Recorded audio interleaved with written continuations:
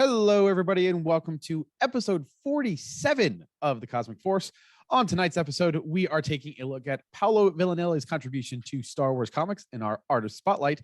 And we have some big Utini news for Star Wars Celebration, for those of you that might have missed it on Monday, as well as some Patreon news. So let's go ahead and say hi to the rest of the team so we can get into that. Emma, how are we doing tonight? Doing well. Yeah. Hey, everybody. When you said it was episode 47, kind of hit me a little bit because I was like, oh, we're getting up there. We're getting close to 50 now. Like it's coming quick. We are almost at a year. It is It's wild. Amazing. Yeah. So awesome. Yeah, it's been so much fun. Yeah. Caleb, sure. This is the shirt that your wife made you, correct? Correct. This is the Mandalorian fabric t-shirt. So I figured if we're talking, loud, bold art choices, like we should make some loud, bold shirt choices. So I'm ready to talk about a really fantastic part of the artist community here, and I think we're going to have some real fun here. And I said we got some real exciting Star Wars Utini news to talk about. So let's get into it. Yes, before we do that, we do need to check in with one more member. Jacob, how are we doing now? Now that spring break is over, we're back to the grind of law school. Still a good move, right? Yeah, I enjoyed my week away. Relaxing. So, but now school's back again, and it's no longer relaxing. But hey, it's fine. And the semester's almost over, and then I get to have a summer, believe it or not. So yeah, I'm ready for it to be over. Let's just say that. I feel you there. Yes, I do not miss those days. So, but anyways, if you are joining us for the first time, welcome. We are a Star Wars comics podcast that broadcasts live right here on youtube.com/Utini every Wednesday night at 8 p.m. And if you can't join us live, that is perfectly fine because we're also available on all of your favorite podcasting platforms. We are also a part of the Utini podcast network of nearly a dozen shows and a Discord channel at utini.com/Discord with more than 1,000 members and dozens of channels to choose from. If you like what you see and you want to say thanks, then head over to our Patreon channel at patreon.com/Utini, where for as little as $5 a month, you can gain exclusive access to the entire Utini podcast network of shows, as well as exclusive merch and community involvement activities. So let's go ahead.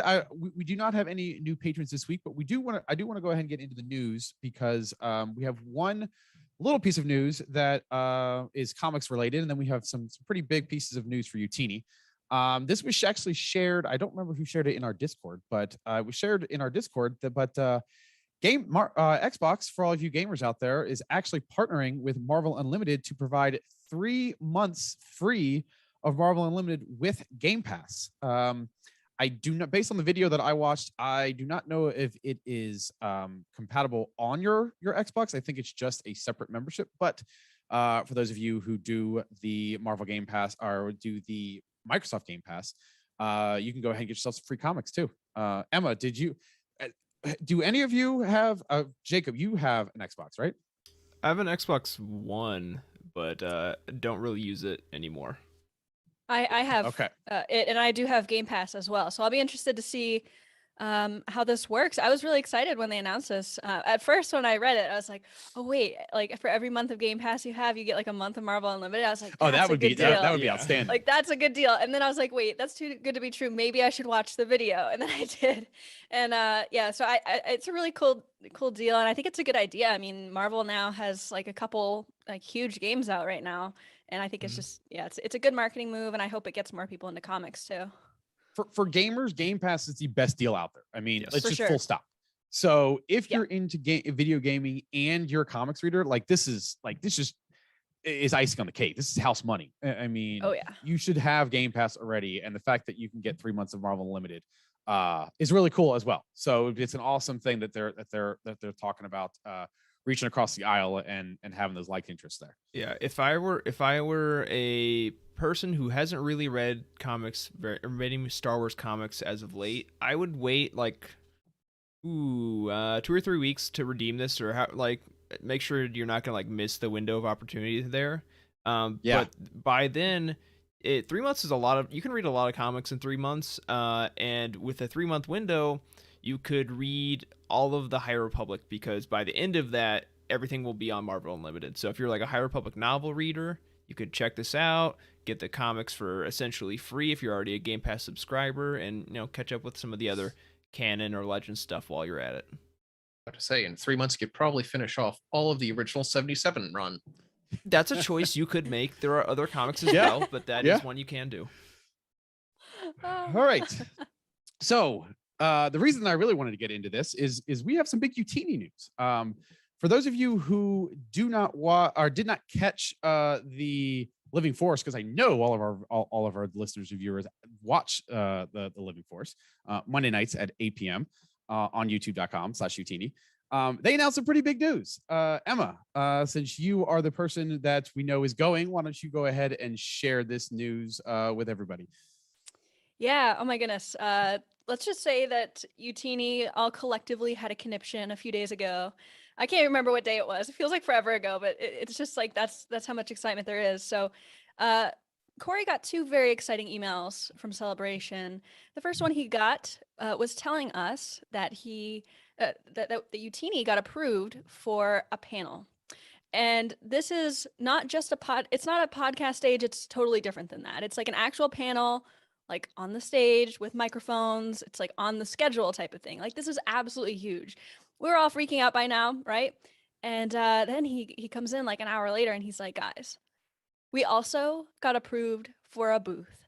And that's really insane. It's like, it's basically going to be like, a table, and we're going to try to make it look really nice and have some giveaways and stuff so that people get to learn about Utini. And it makes up, for a great meeting spot as well. Like if you're in Discord, we're going to try to plan up some meetings there. And yeah, it's going to be a lot of fun. I mean, personally, like, I know I can speak for all like over 30 of us that we're just so honored to be able to get these things at Celebration. I mean, it's like, I was speechless there for a second. It's like, even talking about it now, I'm like, I don't even know what to say. It's absolutely amazing. So catch us at Celebration with our panel. TBD. We don't know what day on Celebration or at what time. But we will certainly update you when we know more about it. And same thing with the booth. We'll let you know where that is when we know about it. But that's going to be all 4 days, the booth. So Exactly. that I can tell you for sure. If you're very nice, maybe we can bring back the book boxes for the booth. Yeah, someone made that joke, and yeah, Corey almost started. I think it was it you? Yeah, I think it was Jacob. Yeah, that doesn't surprise me, man. Yeah, so that's gonna be a lot of fun. We hope to see a lot of familiar faces and some new faces as well at Celebration. Yes, I was just checking the Slack, and the name, I just lost it again. The name of the panel is Exploring the Universe, the Books and Comics of Star Wars. So very fitting for us. So yes, that is something that to look forward to. Emma, you said you are definitely going, right? Yes, I am. I have my flights, I've got my hotel, and I've got my Celebration tickets, and also some Disneyland tickets for the day before. So it's going to be a full 5 days there, 4 Celebration days, 1 Disneyland day. I'm so excited. I've never been in a different time zone, and this is like kind of crazy, going all the way across the country. Literally, yeah. You've never been to like Illinois? Never had a reason to. Like, I don't know. I mean, I'm sure Illinois is great. Like, if you're from Illinois, hi, I love you. But like, I've just never had a reason to go. Hi Eric. Anyways. Yes, hi Eric. I love you. But just not your time zone. Not Central, your time zone. Central, that's such a weird thing. It's not even in the center of the country. But okay, let's be real. Central time zone is the best for watching sports. Like, that's true. That's very accurate. Eastern argue with that. Worst. Yeah, I can't argue with that. No, I think Pacific is the worst, but Central is the best. That's true. Pacific is the worst because you get done with a game at like 7 p.m. and you're like, it's like, what do you do with the rest of your day? Yeah, it's like normally I'm falling asleep watching a basketball game or a late night baseball game. It's like the sun's still up. What the hell? Or you have the 9 a.m. college football games. Oh. So yeah. That's pretty bizarre. I will say, while we're on the topic of Celebration, just a quick plug for the great merch we have over at Utini. Yes. Everyone needs if you're going to convention, you need a backpack. That's just like non-negotiable, especially if you're there for multiple days. Why not check out a Utini backpack? I'll drop the link in the chat right now. I can actually personally vouch for this. I had ordered this like literally 2 months ago. I didn't even know I was going to Celebration, but I was like, oh, this is like really cool. I want it. And so I got it. It's a really nice backpack, you guys. It's got like a laptop sleeve in there. It's got like an outer pocket. It's really solid. I can vouch for it. So Yeah, you're gonna need to carry around all the merch you're buying, and it gives you a great spot to show off all the pins you're getting for Star Wars on the back, like all your enamel empire and all that stuff. So hashtag not a sponsor, but actually a sponsor. I mean, it is us. So can we sponsor ourselves? Our brand. I'm not sure how that works. We'll have to ask Timothy in accounting. So that was news from Monday. We actually now, Emma, I think this is breaking news, right? Yes. Like this is breaking. You're the first to break this, unless you were already in our Discord. So Emma, right back over to you for this breaking Utini news. Yeah, so unless you are a patron and also in our Discord, you do not know about this yet, but I'm about to tell you what it is. So we have a new Patreon goal. If you don't know what those are, for every $100 increment, we set a goal so that you get an extra piece of content to celebrate us reaching that goal. And our next goal is the $900 goal, which is the goal before the big $1,000 goal. And if you don't know what that is, the $1,000 goal is to drop the entire documentary from the Living Force and Timothy's first time meeting in person. So this is the goal before that, but it's also extra super fun. And instead of trying to like butcher the description myself, I'm going to read what Timothy wrote as a description for this. So it's called Infinities, a Utini Network multiverse event. Imagine a world where Jared never knew about naked palps, Emma never got to experience Kira coming back in the comics, and Charles never prepared for a canon roundtable because he's only ever read Kenobi. Gasp. Okay, maybe that's a bit extreme. However, when this goal is reached, the fabric of the Force will be ripped apart and reconfigured into something. Up will be down, left will be right, and all of our show hosts will find themselves scattered across the Utini network for a week unlike anything before. So that's all we can say about it. But we are just over $800 right now. So if you get us up to $900, it'll be a week of absolute insanity, and I'm really rooting for this, you guys. I think it's gonna be really fun. I want to do this. Like, part of me is like, even if we don't get the patron goal, I just want to absolutely do this. Every now and again. It's such a fun idea. But essentially, that means we need roughly 12 more people to become patrons. So hit up that brother you haven't talked to in a while. Maybe ask your mom nicely, or just take it to do the normal way and go to your local socials on Twitter, on your Facebook, on your MySpace, and start posting some of these things, get some buzz. Listen, MySpace is coming back. I think it's gaining more traction than Facebook now. Like not by much, but people are now flocking to it a little bit for that kind of retro 90s cool section. Sure. Well, I mean, maybe there's a lot of Legends Look Back fans like there, maybe. I think they're probably on like GeoCities or something. Tyler, I don't know if you can enlighten us on the social media. I cannot. I'm not that much older than you guys. I did have the Facebook when it came out, but that's about as old as I get. Okay? Back when you needed a .edu email. Yes. Yeah. So, all right. So yes, like lots of exciting things happening here at Utini.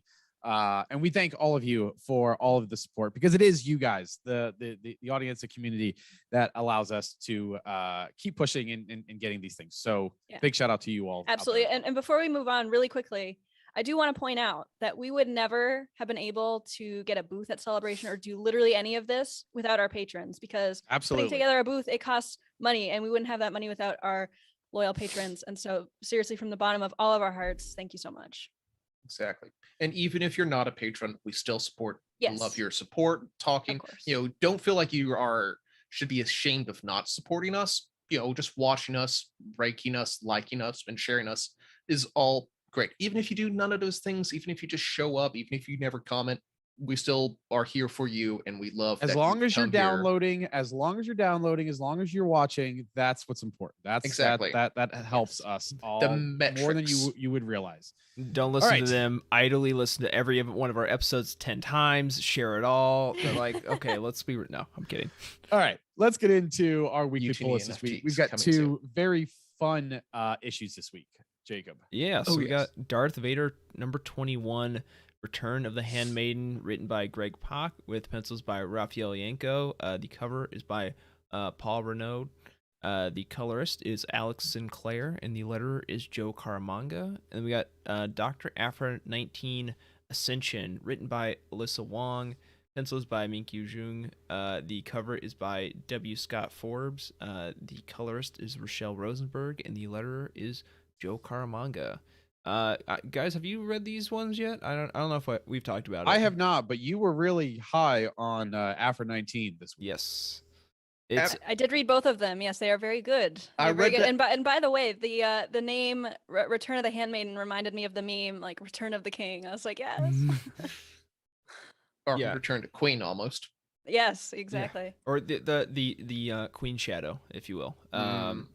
But no, I think Vader was good. I've been enjoying Vader. But I would say Afra is probably one of my favorite comics to come out in the past couple months. It is if you're a big representation in media type person, this is like one of the best like representations of a trans character I've seen in Star Wars, probably ever. Absolutely. Yeah, so that's sure. very, very cool to see that. It's just like a very natural way of presenting it.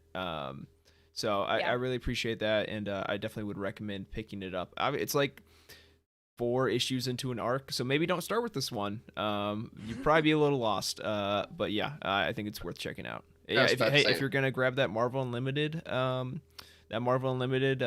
Game Pass promotion, circling back, this will be on Marvel Unlimited in 3 months from today ish. So there you go.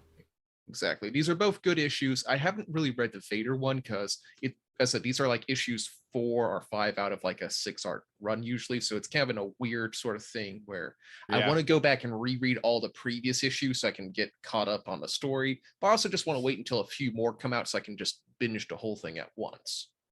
Yeah, I was like 3 issues behind on Afra coming into this week. And this weekend I read all of them. So I am actually pretty high on Afra right now myself because I did exactly what you just talked about, Caleb. I read the last 3 issues.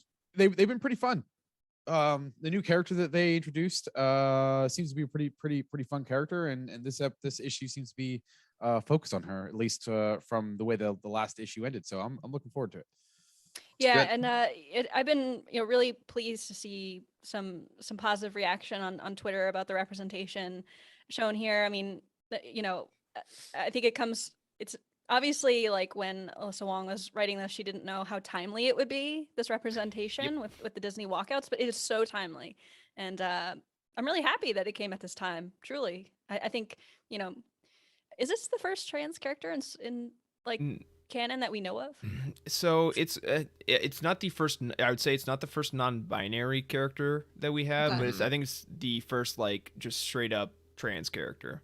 Because like you have like Cantum and Sarah and Tara and that pirate from like Aftermath that are all like non-binary, but this is a little different. Well, it was like perfect timing for a trans character. Maybe it would have been great to have one earlier, but if it had to come at some time, it would be now. So good on you, Alyssa Wong. All right, let's go ahead and get into what we're loving this week. And we have our staff art of the week this week. This one's coming from Jacob, so I'm going to let you go ahead and introduce it for us this week. Yeah, so I'm doing a in-person art this week. So I think I showed this off when I got it.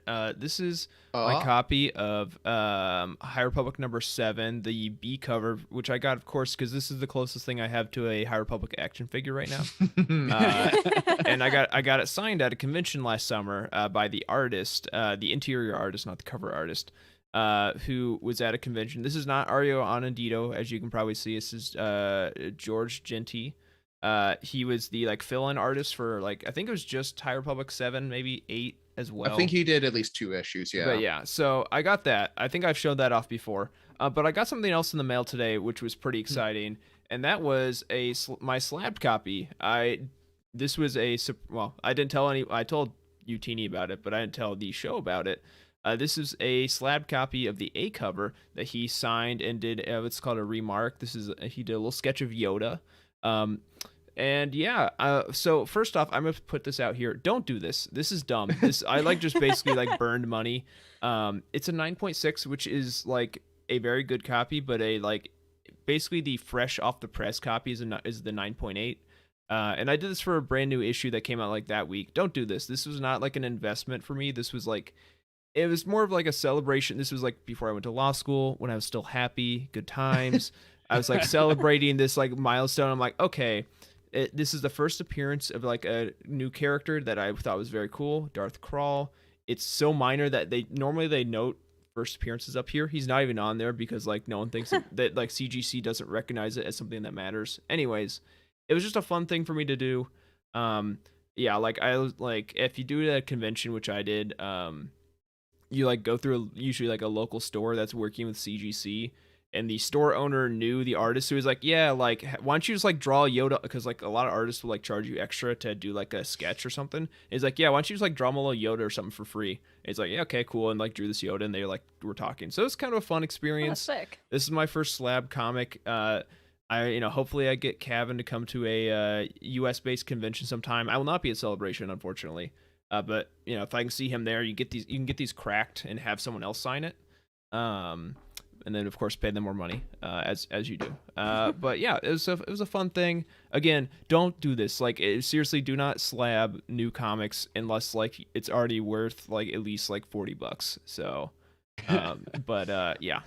We're talking like first appearance of Chrysanthemum or like the Grand Inquisitor. Yes, like Grand Inquisitor. Anything else, we're talking like, Yeah, Grand Inquisitor, and it also has to be like if it's modern, it better be like 9.6 is like your floor. You probably don't want to slab anything below that for a modern comic. Probably 9.8, because again, you can probably go to a comic book store, assuming that Diamond didn't screw up their shipment, you can find a 9.8 on a shelf. So yeah.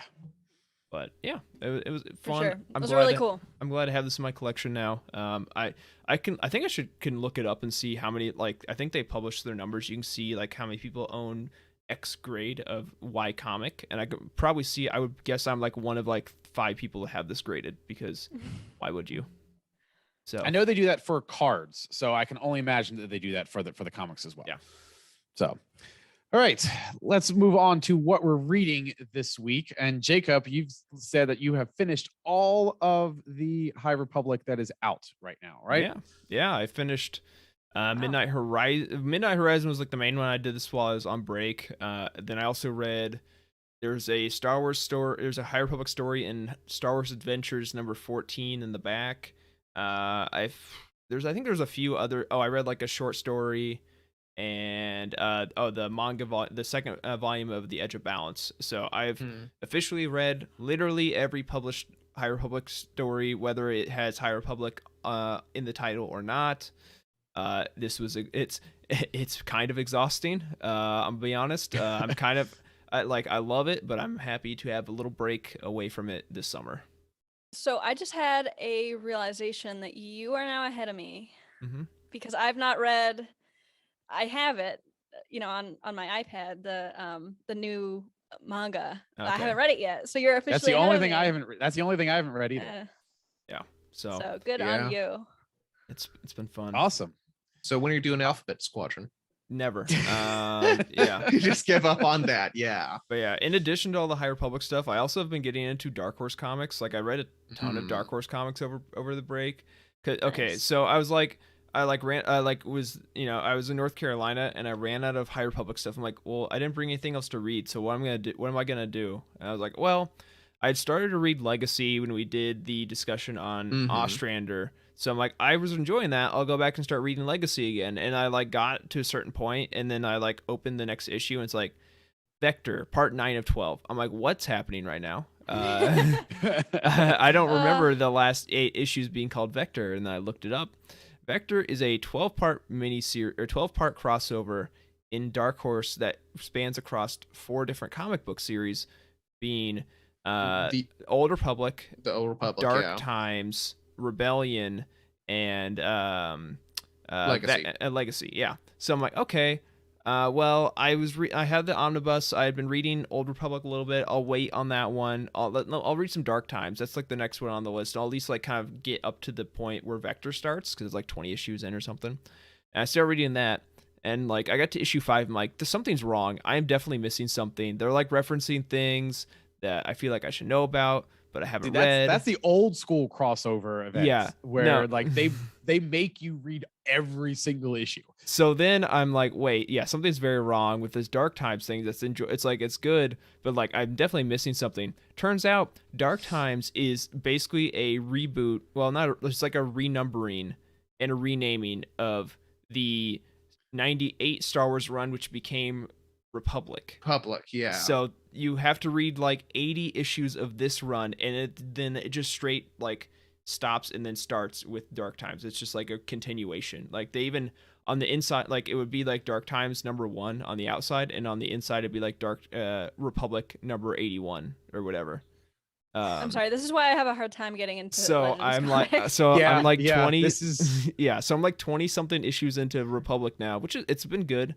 So I now have to read all of Republic, which is like 80 issues, and then Dark Times, which is like 20 issues to get to Vector, and then also Old Republic, which is like 20 issues, and then also I haven't figured out what is happening with Rebellion yet. That's like a future me problem. But I've basically figured out I think I have to read like 150 comic book issues to get to this crossover event. But I said, is it worth it though? The Yes, comics of course have been it pretty is. good so far. I'll say Yeah. that. And I've like soft committed to maybe writing a guide about it someday. So Oh, sweet. Okay. Well, so there is a purpose. We'll see. Yeah. That's good. But yes, Good. that's been my Well, reading. You have more commitment than I'm- I do. That's for sure. Yes, absolutely. I have yet to jump into that pool because this exact reason. I get scared about where I'm going to be Yeah. jumping in. So This is why we need a guide. So Jacob, Yes, please, absolutely. your only hope. Please. So help us. I'm mostly caught up on all of my comics, but so I haven't been doing too much reading, but I did have a conversation with one Jared Mays this weekend about another project that an idea. I just don't want to call it a project yet, an idea. So I ended up buying not one, not two, not three. Oh no. Not four, but 5 Oh boy. Legends books this weekend. Oh So- yeah.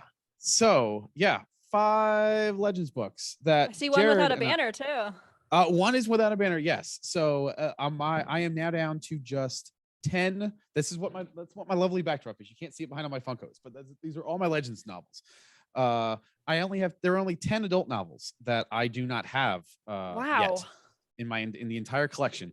Holy But smokes. he and I were talking about something that will be coming out soon. We're still kind of finalizing and everything, but that may or may not be in part of a future project that involves Legends Look Back. So stay tuned for that. Ooh. So I can't wait to hear about that. So yes, it is going to be fun. when you finish your adult novels collection, do you have to go to the Jude Watson verse collection, which is like way more money than you'd think it is? Mhm. There's a reason. The reason I've done this is because one, I already had them all, and two, they're all the mass market paperbacks, so they're all like $8, Yeah, which is a whole heck of a lot.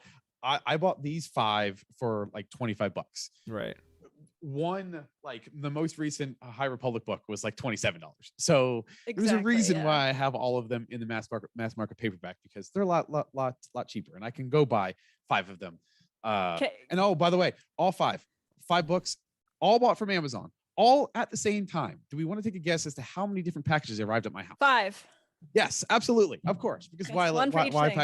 package all of them in one? Yes. in one What is the package? point of that? There is no point. No. You didn't go into like the change your shipping options to like put them all in one package, or like have your like it Amazon was all day. the same order. It was all in my cart, and I purchased them all at one time. No, you have to go So to you have to go to your shipping options, because like they'll split them Whatever, into different it's- lots, and you have to like click a different option to compile them all into one. But you might And have if to wait you're- longer. And they're very nice. They might give you a whole like quarter for your Amazon Prime. No, they'll give you a So- $5 credit, which you can like only like use on like certain digital content that you'll actually hold on. Maybe can I use it on comics? I'll have to double check that. So, it's like Jared wait, and I this are is gonna- horrible. Oh, wait a second. Jared and I are going to keep hashing out a plan and finalizing our plan, and then we will have more news for you soon. So stay tuned. Can I make a prediction? I know nothing Sure. about this. I'm just Sure, gonna no, make a you don't. prediction. Nobody knows. I anything literally about know this. nothing. I'm gonna predict that you two are gonna meet up somewhere with your entire Legends adult novel collection, and show them off with each other in like a big parking lot or something. That I mean, that's I hope Jared is in the chat and taking notes. I want to see that. That sounds like a great idea. Jared, if you're here, I want to see that. Let's make it happen. I know All that right, I know Jared, that you two don't we live have- super close together, but make it happen. we have some ideas to work out. So, all right. Our intro ran super long today, so let's go ahead and take a short break, and then we're going to talk about Paolo Villanelli on the other side of the break. So we'll be right back.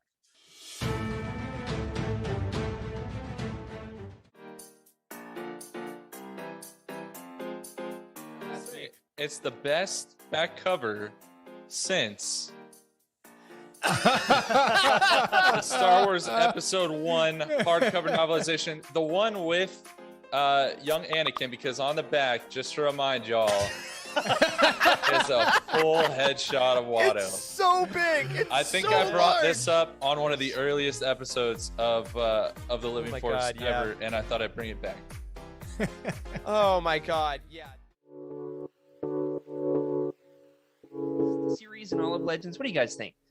Could it be the X-Wing series? Might just be the most romance intensive series ever. And we're not just talking about the scene where Corran Horn describes his love affair with an otter. I mean, a Salonian that he hooked up with her and then he broke out in chives. Yeah, not chives. In Not chives. chives.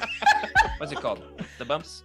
Hives, dude. Hives. Chives so go on your close. potato. I'm hearing you say the same thing. Chives what What is- you put on the under potato. No C. Hives. Hives. Not chives. What'd I say? Chives.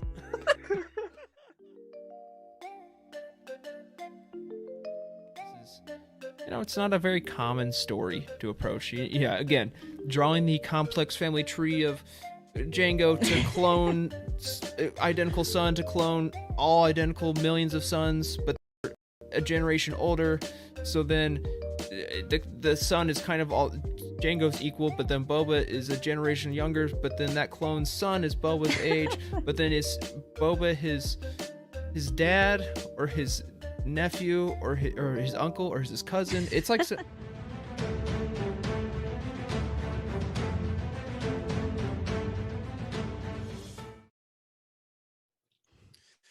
All right.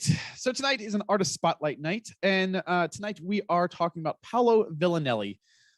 He has been featured on quite a number of series, most notable in Star Wars, most notably the Lando Double or Nothing from 2018, the Star Wars Jedi Fallen Order Dark Temple from 2018, and the Star Wars Bounty Hunter series that started in 2020.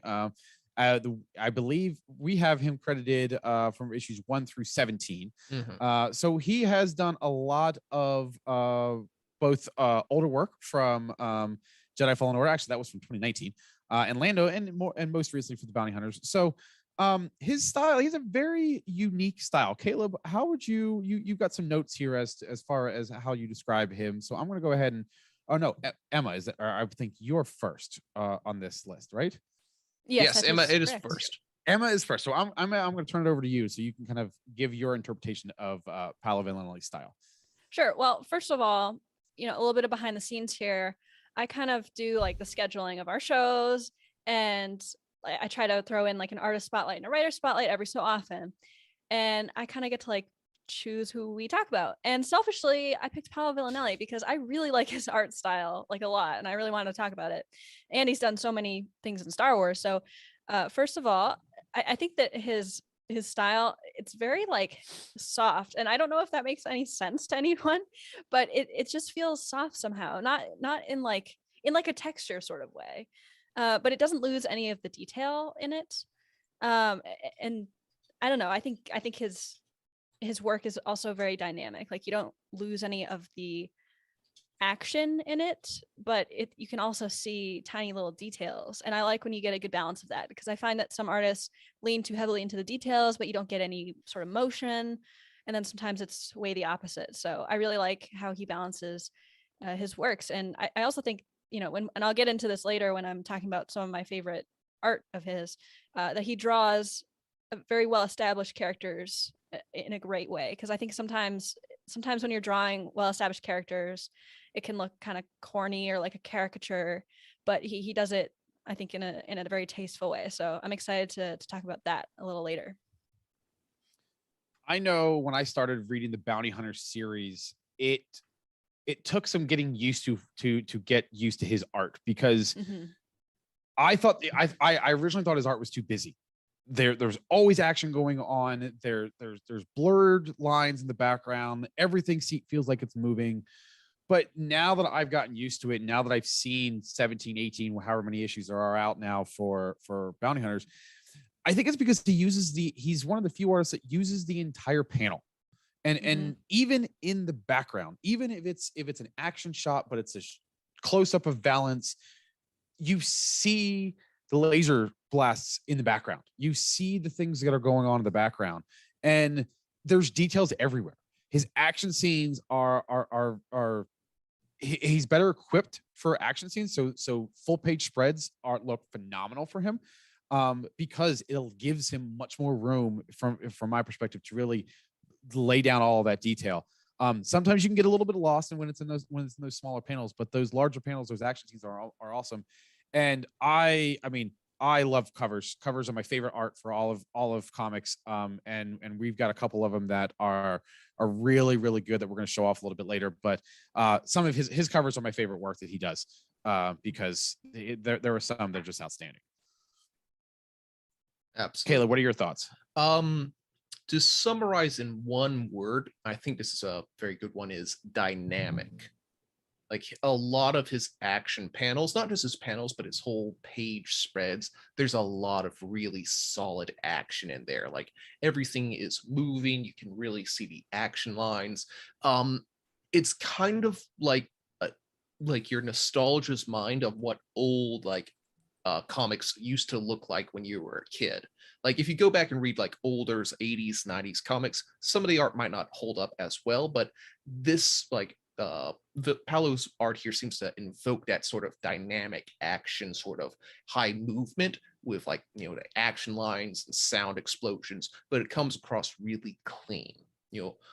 Just as another side note, all of his ships, because this is Star Wars and ships are very important, his ships look really dirty and grungy. They look good, but they're all like weathered down. But on the flip of that, all his characters look very clean and pretty. So really good, solid art. And when I do an art spotlight, I'll go back through their works and I'll kind of skip the story and just kind of read and look at the panels. And you can still really easily follow along the action like super well. So I had a great time going back through all this work. Jacob, you got a pretty good description here, and I think this better summarizes what I was trying to say in my description. Yeah, I literally typed one word, and that's definitely not because I procrastinated, and it's just anime. Like, I think it's like it's building off of what Caleb said with like the dynamic look to it, and I threw in a piece of art later that I think really shows it pretty well. Of Bosk fighting, and you can just see like with anime fighting, you have I see a lot of stuff where people are whipping around. You really see the dragging of an arm, that action, that motion coming around, and I see a lot of that kinetic action in his art. So yeah, I don't know, just anime vibes. Yeah, not big eye small mouth sort of anime, but they kind of the dynamic, the animation style. Translated the action shots and art. I did not think about that at all, but I really like that description. I think you hit the nail there. All right, so let's go ahead and get into a couple of pieces of art here. I'm going to turn Jacob. I'm going to turn and Caleb. I'm going to turn this over to you guys because you guys were the two that wrote these pieces down. So Caleb, if you want to introduce these pieces, absolutely, and then we can all kind of offer our info. And then Emma, you've got a couple of sections here at the end that I want to make sure that we get to and give you the chance to really showcase these pieces. So Caleb, I'm turning this over to you. Absolutely. Audio listeners, I'm sorry, I'll do my best to describe it, but just look it up on YouTube when you get a chance. All right, this first panel comes from Lando, Double or Nothing, issue 2, page 14. Just Lando jumping, again, using the whole page here. We should be showing the entire page here. Him just jumping towards the viewer as the those fighters in the background are shooting wildly at him. Just a really great dynamic. You can see Lando's movement, his clothes rustling, like the ships in the background are still really highly detailed. Just a really dynamic sort of jumping, shouting, shooting scene, you know?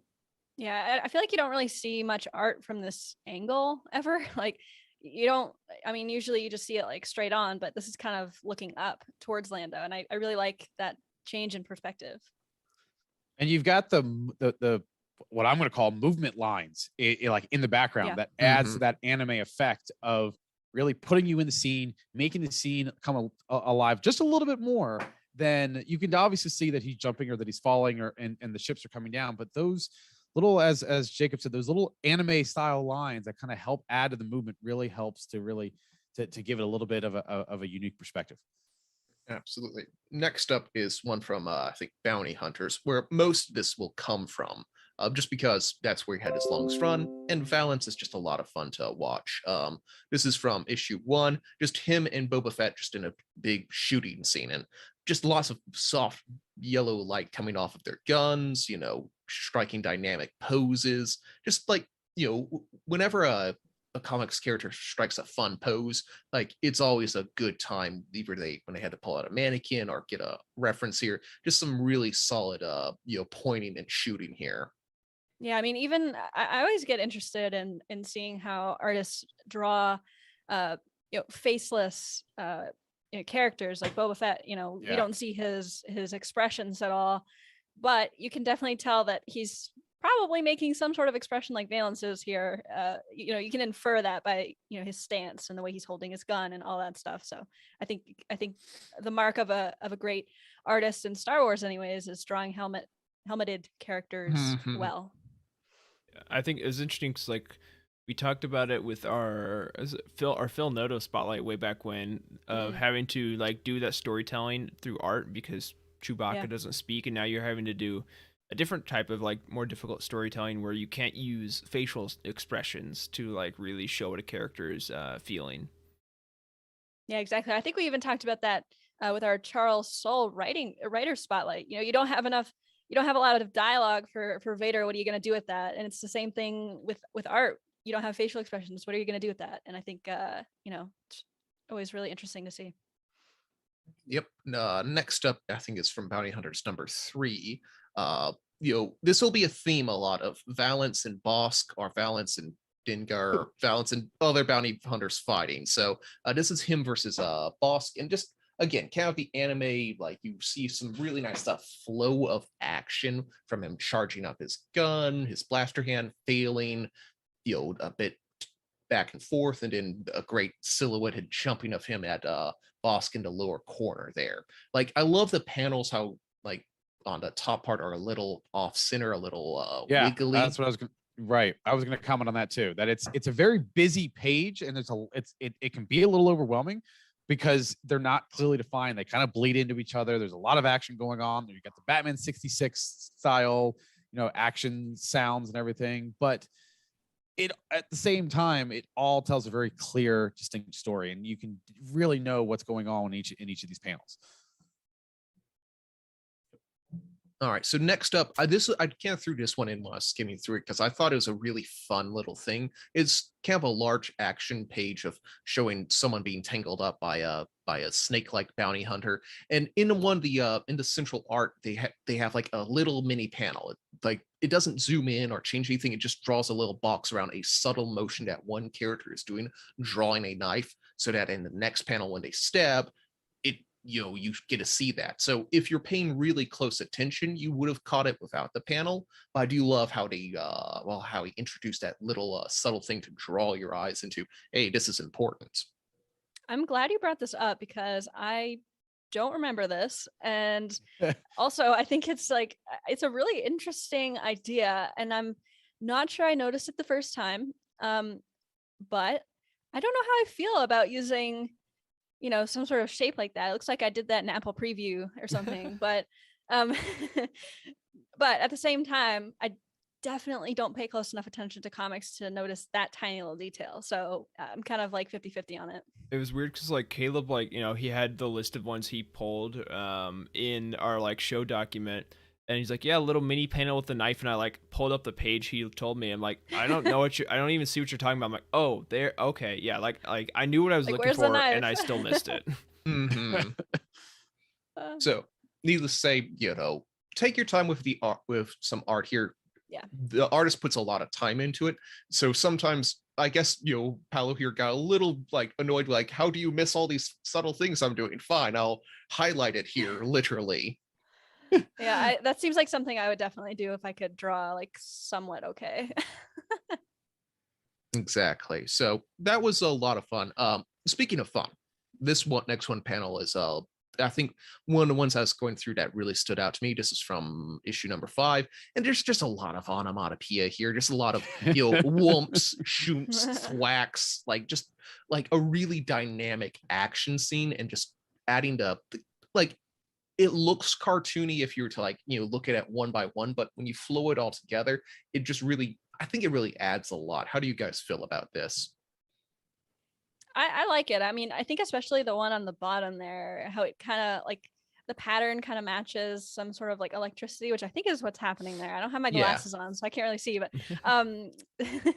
yeah, like I think it's sometimes those sound effects, they stand out a little too much and kind of take over, but I never noticed that with Paolo's art. They just kind of blend in and they're pretty natural where they are. So it's funny. This page reminds me of that page from Blood Ties where he's like calling out every weapon. He's like punch, or like it's like I got he's my flamethrower, knee rockets, fist, fist. Yeah, that's funny. Now, this is a question I don't know if anyone has the answer to, but like when Paolo here was writing this comic, did he write in Wolfear, or did he have to wait till I think this is Joy Caramanga? Was this letterer guy? I think this is a letterer thing. Oh, interesting. That's really cool, because normally you think the letterer must only work with the writer, but with any luck, they probably add their dynamicism to the rest of the panel. So some really good things here. Next up, we jump forward into space, as I talked a little bit about his dingy spacecrafts here. I just love it because it's a dogfight between an X-wing and a pirate craft, and in the bottom there you get to see very clearly that Valance is drifting an X-wing, because you can see the exhaust of his that kind of pink exhaust from the X-wing smear across the panel there. So that instantly tells, oh, he's drifting. And comics is definitely image in motion, but sometimes it can be hard to really see the motion that they're trying to convey. But this one worked out really well. I loved seeing him doing whole Tokyo Drift, Fast and Furious X-wing here. This is. I think Go ahead. No, you go. I was gonna say, I think I like this more than. I mean, I know this is a little bit easier because you have the exhaust, but normally when we see movement, we get like the shadow characters, that indicate the different movement. But I like the way that he does it here, because it doesn't. Maybe it's more natural, because when you have the shadow, you have 4 or 5 different shadows of your character from start position to end position. But this kind of tells the exact same story without really impeding the story. I gotta say, this is like what it feels like to play Star Wars Squadrons. Like you're like, oh yeah, I'm that cool, and then you get blasted out of the sky immediately. Yes, but every single time, that brief moment, you feel so awesome. It's like, wait, really what's funny. That beeping missile lock noise? Uh-oh. One thing I noticed about this panel, I like how space isn't just black. There's some more, and I know that's probably the colorist there, but I just wanted to throw it out there. Yeah. It is definitely a neon blue in the background, and it doesn't feel weird. It feels good. All right. Last one of my picks here was from the next issue, number 10. And this is where I just like this because you see Valance moonlighting as a slasher villain, of him creeping out of the darkness to some people as you see his giant red glowing eye smearing across as he reaches out and disposes of 2 bad guys. Just a really kind of almost horror-esque moment in the series. Yeah, that's absolutely terrifying. And again, I don't have my glasses on and totally didn't notice that until you said it. So that's freaky.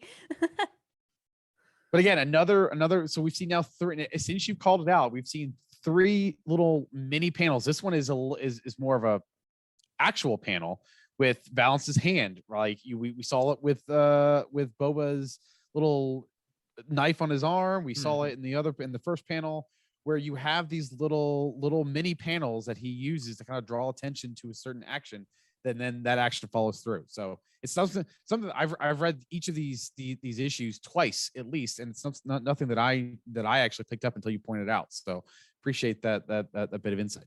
Exactly. I think, for the audio listeners, it shows him like reaching towards two people. Then it has a small mini panel, which is a close up of just his hand, just his fingers, and then it shows him grabbing and pulling to the two villains, two pirates. And I think you're not supposed to like pay a lot of attention to that one hand. It's just to help reinforce, like, oh, he is reaching, and now he is going to use something with his hands. Oh, he's grabbing and now pulling with his hands. So to have set up your mind for the action that is to come. Awesome. Yeah. So so that's a great set. I submitted just two to add on to that solid bounty hunter set. One of them is from the next issue. Issue 11 was like a bottle episode with like Bosk like on a hunt. I think on Malastare, which would make sense with the Gran. But yeah, I thought this was like one of a few examples that I think he does Bosk incredibly well. Like he's like Bosk when he draws him is scary and not just like, not just like a lizard. Yeah, it's our guy in a rubber suit. Yeah, it's not some like, thrown together 80s like sci-fi like monster. It's like he actually is like kind of like he looks like he can move fast, whereas like Bosk in Empire Strikes Back is like, yeah, that it's just a thing. It just stands there. It doesn't move. Like IG-88 didn't move, literally. But yeah, like Bosk in the comics is terrifying. Yes, he is. With that like panel in the bottom right with his just like the red eye and his jaws open. Yeah, he does a really good job. There's the one I was talking about earlier where like his arms like swiping from the side. There's a lot of great movement with him. So yeah. It gives me flashbacks to like being absolutely terrified when I heard like Bosk's theme music in Battlefront 2. I was like, oh, where's the Cloud of Dioxis? Like I was absolutely terrified of him. Yeah, this is really good stuff. I like I've actually noticed another kind of pattern. He does a lot of kind of shadow stuff when he's trying to highlight something. We saw one earlier. I can't remember what it was now, but we definitely did see another one. Trust me, I promise. Yeah. I mean, we had this. Yeah, there's shadows here with the. Yeah, exactly. Thing. Yeah. So I like all that kind of accentuating the. Oh, I remember what it was. Is the Valence's eyes? The creepy eyes. Yeah. Yeah.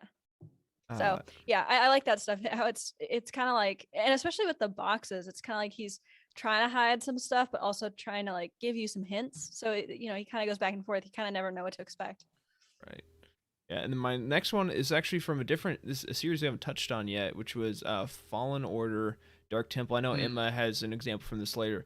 This is a beautiful comic book. Like, the story is not like it's not my favorite. I probably need to reread it, to be honest. But the art in it is gorgeous. A lot of this again has to do with the colorist, but I think it's a very interesting like planet. It's just like this like red fog with like pink accents that comes down over the ground, but then like even like ignoring the color, which is pretty hard to do, to be honest. It looks great, but the way he like Second Sister looks so good in this. So I thought this is great art all around in this issue or in this mini series as a whole. Exactly. Yeah, it's funny you picked this because I legit almost picked this as my representative from this comic. It's so good. And again, it shows like progression. We start with the Second Sister, it close up of the hand, and then we kind of zoom out as we see where the hand is pointing, the mist starting to clear, and then we get like a whole landscape shot of the stairway being cleared out. So kind of a nice almost camera-like progression as you zoom out and across the landscape as you see the action's consequences. Yeah, it's funny that you say that because sometimes with comic art, I tend to get lost of like where are we at? Because sometimes we skip a little bit too far ahead, and I'm like, wait, how is that person over there now? That type of thing. So I think he kind of guides the reader along very well, but it doesn't feel like he's holding your hand though. Like it's very natural. All right. I think that does it for both of Jacob's selections. So Emma, you've got a number of selections here. Yeah, so I decided to pick one from each of his main Star Wars work. So this is from the Age of Republic special, number 1. The special has some like mini stories in it, and this is from the first story called "The Weapon," which features Mace Windu. And in this panel, he's kind of like, he's fighting off some bad guys. I don't exactly remember the story here. Like Caleb said earlier, I just kind of like flipped through his art. I don't really, remember the story, but either way, I think this is like one of the perfect examples of, the motion that he brings to a panel. Like, you see the motion with the blaster and the motion with the lightsabers, and there's a good distinction between the two in the panels. Like, he doesn't try to do too much in one panel, but allows enough panels so that you can understand both sides of the story, not just one of them. And I think it's a really good mix. Yeah, one thing I'll point out here is, this says Mace Windu with his lightsaber, but his lightsaber is never a single beam that goes from A to Exactly. B. It is a blur, it's a motion. Even when he looks like he's just starting off, it's a flash of purple. So a lot of really fun movement of that lightsaber as you get this. It kind of helps you know that, he's moving this a lot. Yeah, good call. Good call. So my next one is from Lando Double or Nothing number 1. This is this panel is of the Falcon flying towards a planet. I don't remember what planet, but it is a planet. And I just found this image to be like absolutely breathtaking. Like, and I know a lot of that has to do with the colorist again, because of that sort of like sun coming up from behind the planet. But at the same time, I think we've said this word like so many times, but again, the motion of the Falcon, with the streak of the engine lights, I think looks so good. And the planet itself also looks very good. There's some detail of what the planet's land masses look like. And I don't know, I think it was just very well composed. There's a moon up there and the sun and then the planet and then the Falcon. I think it's just, a really well put together panel. And again, the background doesn't need to be that detailed. Like, you can still get what you need from this panel without the slipstream behind the Falcon, without the detail on the planet, but it's that extra little bit of detail that helps really differentiate that, his style. And again, space isn't black here. It's almost bluish. A really nice coloring for the space here is great. Yeah, for sure. I like how you could easily like remove the text boxes and the "to be continued" at the bottom corner there. And that could be like an art piece that you hang on your wall. Like, it's that beautiful. Yeah. Mm-hmm. I love that. It's a good measure of a good splash page there. So, all right. My next one is from Vader Dark Visions number 1. Another great example of a space battle here between the Rebellion and the Empire. The explosions are drawn like really strong, but they don't overwhelm the scene or take any attention away from the ships. And I also noticed that there was a nice variety of Rebellion ships. Like, I see a Y-wing and obviously some X-wings. And also, I also noticed that there's a lot of ships too. Like, there's not just a couple fighters from each side. There's a nice variety. There's 20 or 30 ships in this. Exactly. Spread. Yeah. It doesn't feel small. And sometimes comic, space battles, or any battle, to be honest, it can feel small sometimes, but this feels very large, like a movie. And I really love that about this. Mm-hmm. All right. So my next one is from Jedi Fallen Order Dark Temple number 3. And this is, I had to look up what this species was called. Yeah, I knew the one from Rogue One was named Moroff, but I didn't remember the species name, which is funny. It's a Gigoran, and he's coming out of the wreckage, or I think it's a she actually in this comic. She's coming out of the wreckage on the planet on Totho, which we already, Jacob picked an image from this planet. It's just a stunning planet, and again, like Jacob said, I mean, a lot of it has to do with the coloring, but at the same time, I did notice that this image here was very layered. You've got the mountains and the rock formation, and then the wreckage, and then finally the ground with all that like fog/dust type of thing. And it was just, again, I said it before on another one, it's just a very well composed image.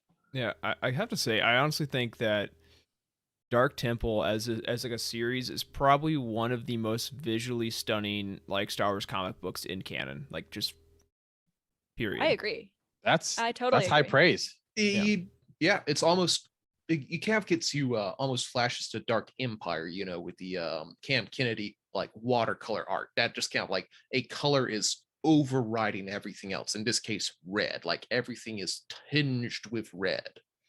Yeah, and the planet, even though we've never seen it before in anything else, it feels like it has its own, character. It doesn't feel like, I think especially this came out in 2019, I think you said, Jacob, right? Yeah. I think that this would be very easy to feel like a copy of Crate, but it definitely was not. It never once felt like that. It felt like it had its own, it could hold its own as a planet in Star Wars. And I think that that's probably really hard to do because there's been so many planets in Star Wars. So yeah, and like we've only shown these areas like this like red fog, but like you see a lot of different parts of the planet. It doesn't all look like this. It shows kind of like the variety and the depth of the talent of the artists working on this. But these are the more visually striking ones that we're picking out here. Of course, yeah. I mean, it's one of the few planets in Star Wars that has like multiple biomes, which is cool. Yes.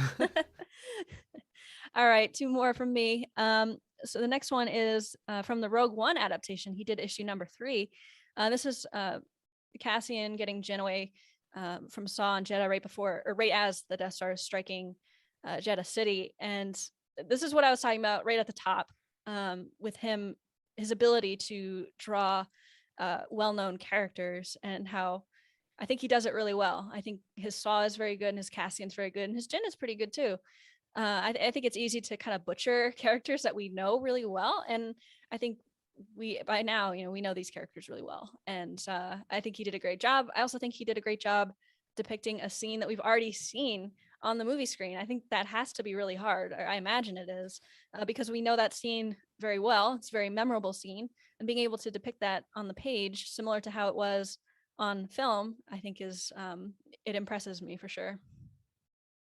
Yeah, it's great because like I think especially with Cassian, it like definitely captures Diego Luna's like likeness, but you can still see hit like Paolo's like artistic style in his face especially. Yep. Yeah, for sure. I mean, I think it's important to keep those like key features of a character that we know so well, but also have the artist be able to put their own spin on it. Like for example, like Saw's hair, it has that like softer style that I was talking about earlier with his lines and stuff, but it still looks like Saw's hair. And I know that was like super specific, but it's just what came to mind first. They're not in the uncanny valley. They're very much it's a comic book with a character whose face you recognize. Exactly. All right, my last one is from Bounty Hunters number 10. This page depicts Valance and Dengar fighting. I just noticed that there was so much detail in here. One of the first things that I noticed after looking at it closely was in the middle right panel, you can see a flap of Valance's skin just like dangling off of his face. It's disgusting. And that's just, I mean, there's like no reason to do that, but he went above and beyond to do that. And it grossed me out. And I think that was like the purpose for sure. So it's still soft in style, but definitely doesn't lose any of that detail or that absolute like freakiness with the skin dangling down and the red eyes and stuff. He still manages to creep me out, so that's good.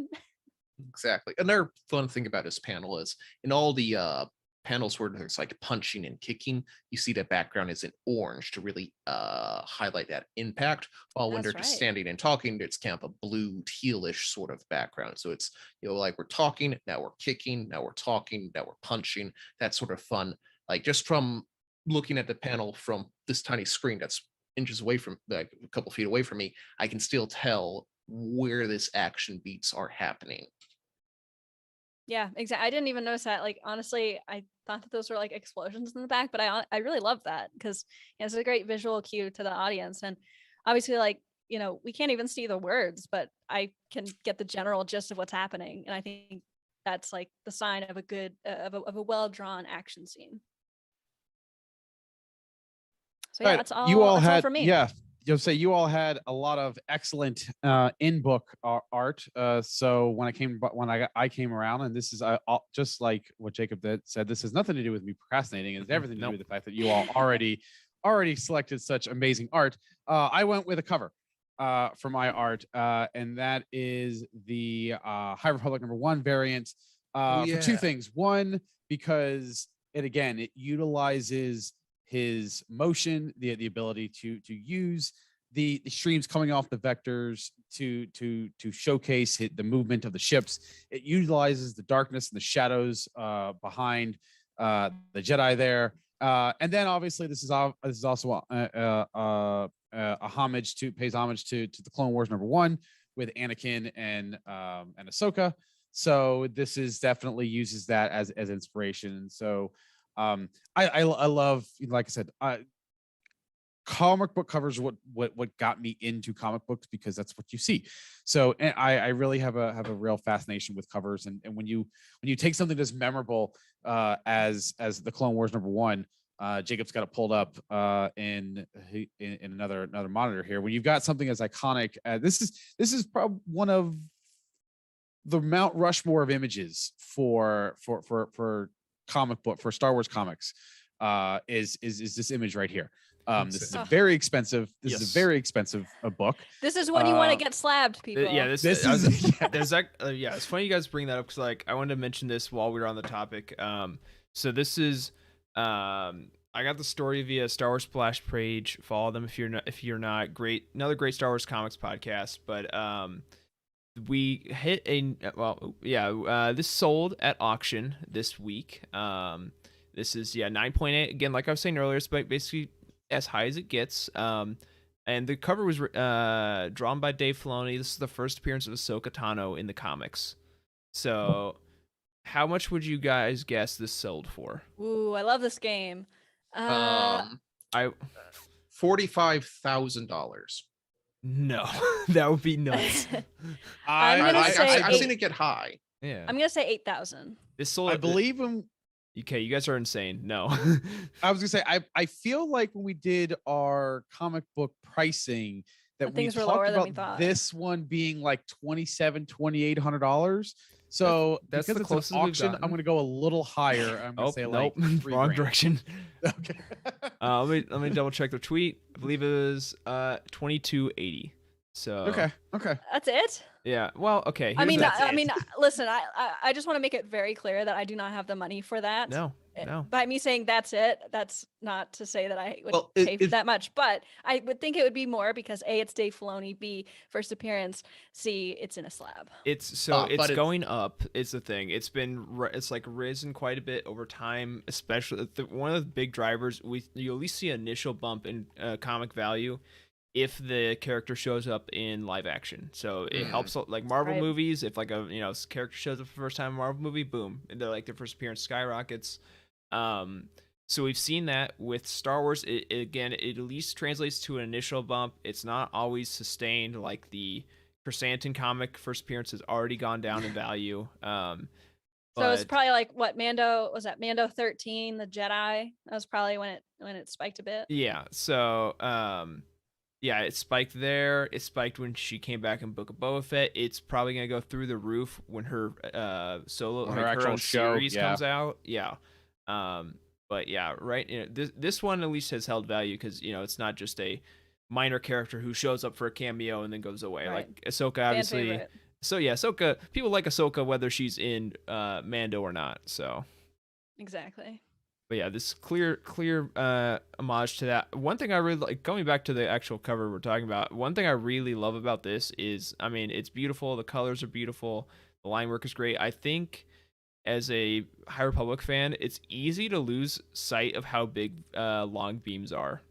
Yes. Like they talk about, they're like, oh yeah, like if it's 30 people or whatever, and it's a big ship. I'm like, okay, cool. And then you see it like here, like close to vectors, and it's like that thing is massive. Like it's like it's probably bigger than a like blockade runner. Like it's huge. Yeah, I'm glad you brought that up because I remember seeing this for the first time and I was like, what kind of ship is that? It fits the description of a long beam, but dang, that is huge. And it's always great to see more High Republic ships. I wish we saw them more frequently. And I think Paolo would be a great person to draw more space battles in comics because he does. It'd be great if we could, Empire. Yeah. see them and build them and hold them and Lego. and play and Please. play with them. Yeah. So And you know, maybe even but if we got like the characters and like this type of bobblehead thing, even like, those even just two, that. yeah, all of that would give us better visualization of everything that is the High Republic. Yeah, And funny how that works. And you know, it'd be really even more strange if there's like a really like a time to release them coming up soon that made a lot of sense just from We're a bunch of like-minded fans come to a place to celebrate new things in this universe. And you know, that's some of those fans might include some people on the show and maybe some others not, but the ones that are not there have the friends and the Venmo accounts needed. We invented Venmo for these specific reasons. And Apple Pay and PayPal and all those other digital currencies that allows everybody to be there. Someone on this show might also be flying on an airline that gives them an extra free bag, and there's room for stuff. You know, hypothetically, this all sounds amazing, but you know, yes, here we are. Let's be real. There are no rumors. This is a pipe dream. Yes, there are no rumors of anything of that sort happening at Celebration. It is just us, wishing things. Manifesting. We're manifesting. This show has had success. I read a book about things. that. It's true. Yes, manifesting things into existence. So we're hoping that we haven't used all of our good positive force energy on our previous predictions, and hopefully something happens at Celebration. So. All right. Well, this has been a fun episode talking about Paolo Villanelli's art. Before we get out of here, Emma, what do we and the rest of the UTini network have coming up for the rest of the week? Yeah. So next week, the Cosmic Force, we are doing a roundtable on the High Republic Adventures Volume 2, which I'm very excited to talk about.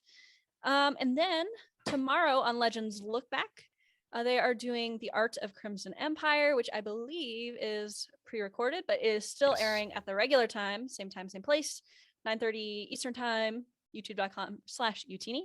And then Monday on The Living Force, they are talking about their favorite planets, which I'm really excited to see. I don't think it's a draft, to be clear, although if it's not too late, I'm going to try to. Everything's a draft on The Living Force. It should be a draft. But either way, it's going to be fun because I love hearing about planets. And there's a lot of good ones. So definitely tune in for that. All right. But until then, I think that is going to do it for this week's episode of The Cosmic Force. Don't forget to like and subscribe to the show right here on YouTube, where you can hear us live every Wednesday night at 8 p.m. Eastern. We also encourage you to subscribe to our audio version on whatever podcast platform you listen to. You can also follow us on Twitter and tweet at the show at Cosmic Force Show to stay informed about Star Wars comics happenings, or follow the hosts individually. I'm at Ty Rags, Emma is at Irma Jedi 26, Caleb is at Caleb Lamanek, and Jacob is at Jacob Bosch. For reviews, articles, and news for the rest of the expanded universe, be sure to visit utini.com. We also encourage you to join our Utini Discord community by going to utini.com/Discord.